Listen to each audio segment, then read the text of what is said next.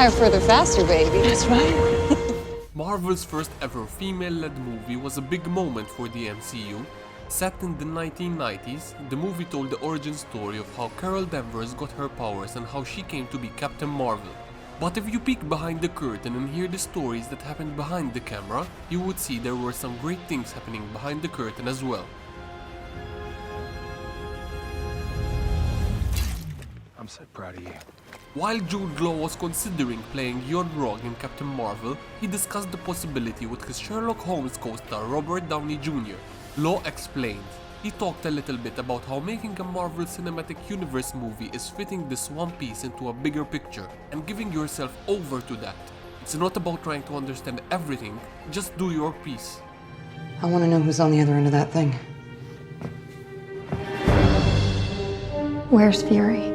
Avengers Endgame is teased in the mid-credit scene of Captain Marvel, as Earth's mightiest heroes examine Nick Fury's flashing pager, post-snap, and Carol Danvers appears and asks, I want to know who's on the other end of that thing. Where's Fury? Brie Larson was given no context for the scene because Marvel was concerned about Endgame spoilers leaking. When she arrived on the set to film it, she was given a script that blacked out every single scene direction and line of dialogue. Larson had no idea who she was talking to because she had been digitally inserted into an already shot scene, and she had no idea what the line "Where's Fury" meant.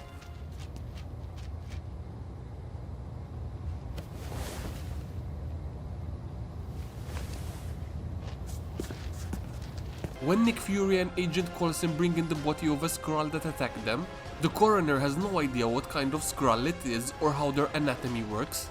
Fury sneaks a peek under the sheet at the Skrull's manhood while the coroner is distracted. The scene was improvised by Samuel L. Jackson, and the filmmakers liked it so much that they kept it. But there is something that I need your help with.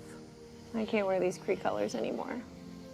And since you are obviously the only person around here with any sense of style...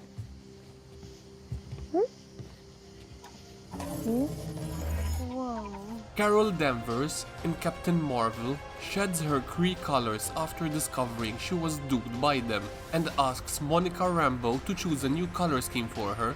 Monica tries on several different colors before settling on her signature red and blue look, and each one is an Easter egg. In the comics, white and green are the traditional Kree colors. Red and yellow are the colors worn by DC's Captain Marvel, who was forced to rename himself Shazam. Carol's Miss Marvel costume from the comics is referenced by the golden suit. Oh my god! Get that thing away! How'd they get in here? Anyone playing a Skrull had to arrive early to the Captain Marvel set because the prosthetics and makeup took 2 hours to apply. On the set, Ben Mendelsohn, who plays Talos, one of the main Skrull characters in the film, was given the nickname Ben Mendelskrull. Trust me. Stan Lee appears as himself on a public transportation in Captain Marvel, learning his lines for his scene in Kevin Smith's Mallrats. He can be heard reciting the cult's classic line, Trust me, true believer. Smith revealed on his YouTube channel that Lee's declining health prevented him from delivering his signature gusto during the filming of Captain Marvel, so Marvel contacted Smith to see if he had any unused Mallrats takes of that line that they could loop into their own scene. He had to rummage through the archives, but he eventually found enough audio for Marvel to use.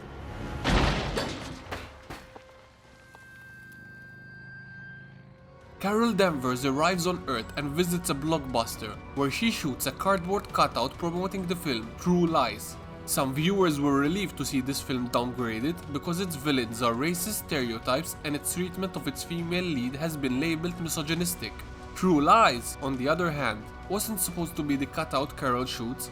Instead, it was supposed to be the mask. Carol was supposed to have mistaken Jim Carrey's rubbery green face for a Skrull. Unfortunately, the filmmakers were unable to obtain permission to use the mask.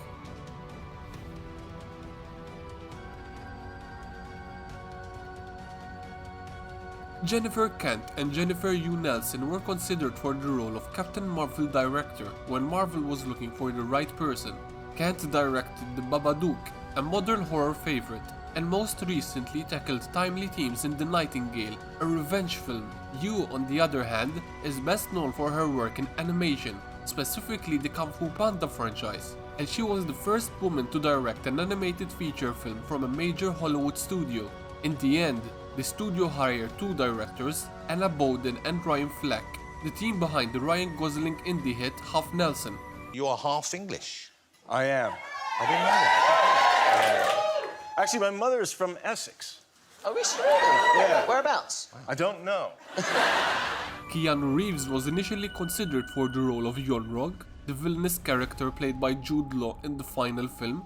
Kevin Feige, Marvel's CEO, recently revealed that the studio is desperate to get Reeves into the MCU and that they meet with him on almost every film, trying to find the right role. However, the John Wick star declined the role of Yon-Rogg.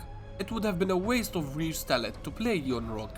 Fans of Marvel are excited to see him join the MCU, but a one-and-done villain role would be a letdown. He requires a significant multi-movie role, such as Ghost Rider, Adam Warlock, or the Silver Surfer. Okay, your turn. Prove you're not a Skrull.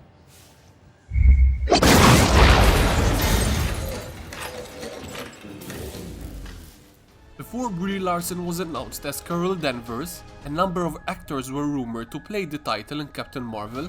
Emily Blunt, who had previously been offered the MCU roles of Black Widow and Peggy Carter, Katie Sackhoff from Battlestar Galactica, Rebecca Ferguson from the last two Mission Impossible films, Catherine Winnick from Vikings, Yvonne Strahovski from Chuck and The Handmaid's Tale, and Natalie Dormer, who played Marjorie Tyrell in HBO's Game of Thrones and previously appeared in the MCU as Private Lorraine in Captain America: The First Avenger.